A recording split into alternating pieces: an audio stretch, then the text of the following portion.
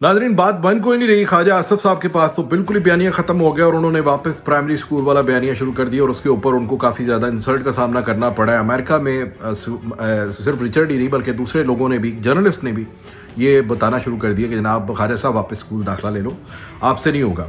क्योंकि ख्वाजा साहब वही घिस्सा पिटा वो इसराइली और यहूदी एजेंट है, उसके ऊपर उन्होंने बयान देने शुरू कर दिए। तो उसके ऊपर उन्होंने जो स्कूल दाखिल कराया है वो ज़रा गौर से सुनिएगा, मज़ा आएगा आपको।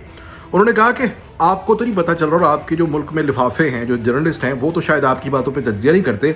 ये ले हम तज्जिया करके देते हैं आपको कि आपको पता चले कि ये जो आप कर रहे हैं इसके पीछे ही है क्या। वो कहते हैं, आप कहते हैं, ये एक जर्नलिस्ट कह रहा है, वो कहते हैं आप कहते हैं कि पाकिस्तान के जो सपोर्ट आ रही है इमरान खान को बाहर से, इंटरनेशनल लोगों की, मुल्कों की, वो मुल्क हैं कि जो इसराइल के हामी हैं। तो कहते हैं वो तो महज एक इत्तफाक है, लेकिन जो हकीकत है वो मैं आपको बताता हूँ। वो कहते हैं कि यूके में आपके 18 से 20 लाख पाकिस्तानी हैं, अमेरिका में आपके 8 से 10 लाख पाकिस्तानी हैं।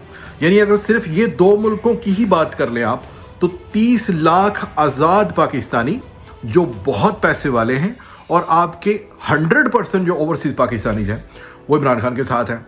कहते हैं जब उनके पास पैसा है, उनके पास एक आज़ाद रियासत है कि वो वहाँ पर अपनी आवाज़ उठा सकते हैं, तो वो बाहर निकलते हैं, वो अपनी बात करते हैं।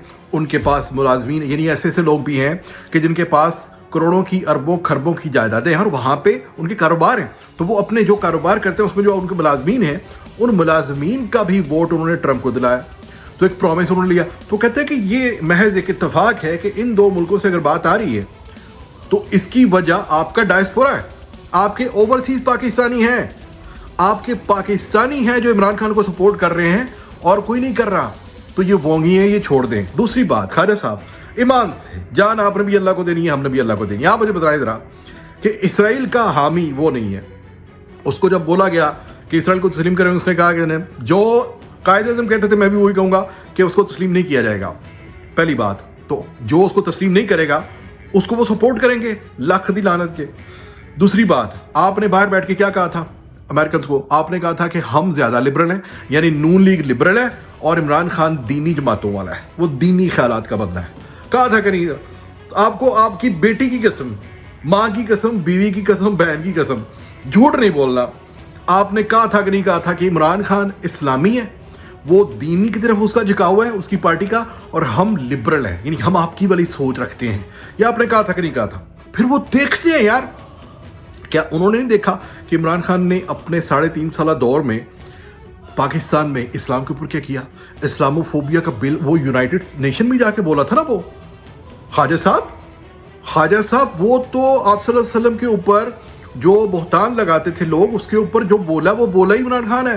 तो आप ये जो यहूदी खेल रहे हैं, वो कहता है यार बोर हो गए सुन के।